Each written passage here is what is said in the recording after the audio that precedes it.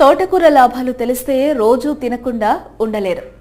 మనకు లభించే ఆకుకూరల్లో తోటకూర ఒకటి. ఆకుకూరల వలన ఆరోగ్యానికి మేలు కలుగుతుందని మనకి తెలుసు.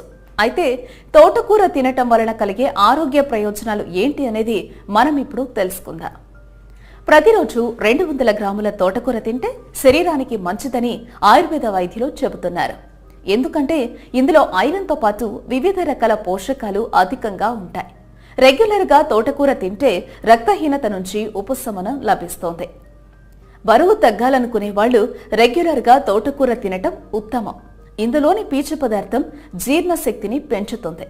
దానికి తోడు కొవ్వును తగ్గిస్తుంది. ఇంకా ఇది కడుపులో ఉండే పురుగులను తగ్గిస్తుంది.